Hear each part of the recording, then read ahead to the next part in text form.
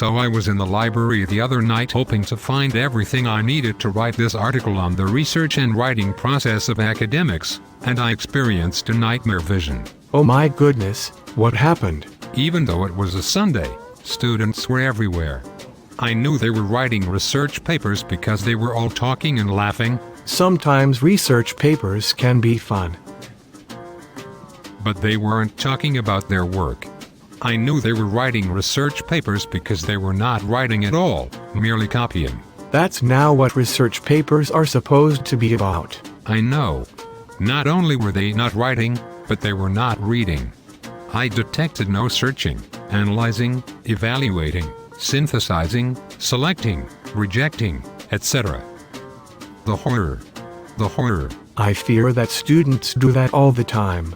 They don't know that learning how to write a researched argument is a process of learning how to enter the critical conversations that are already going on in written form. That's not how we write. Academic and professional writing is a complex, recursive process that includes both research, or data gathering, and reading from start to finish. I know that, but all they've ever done is copy and paste. They need to learn a new way. They are writing about things that have been written about before by numerous other people for years. The conversations that have been going on about a topic are like the topic's historical context. You have to know the context in order to understand the situation now. It would be like watching the third Lord of the Rings movie without watching the first two. You'd be lost. Exactly.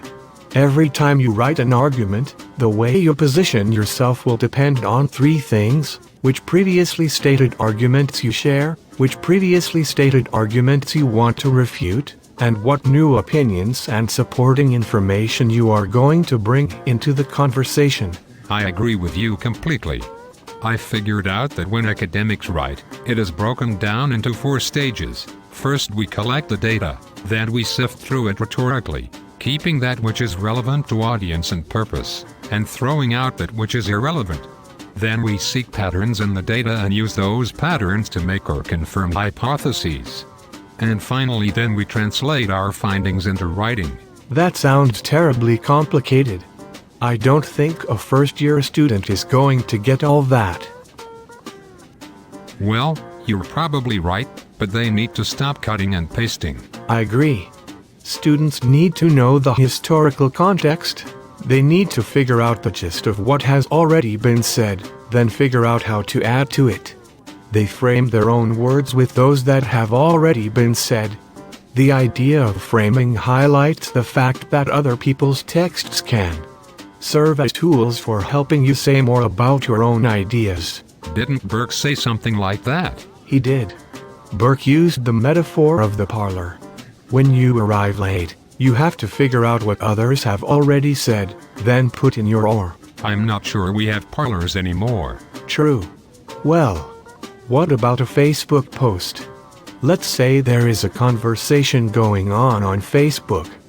By the time you see the post, more than 50 people have commented on it.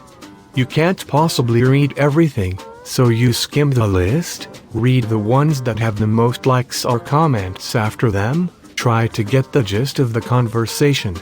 Then you try to add something that hasn't already been said and something that will actually contribute to the conversation. Even if you don't know anyone who has posted before you, your words are still part of the conversation. Exactly. And people will continue to comment after you're gone.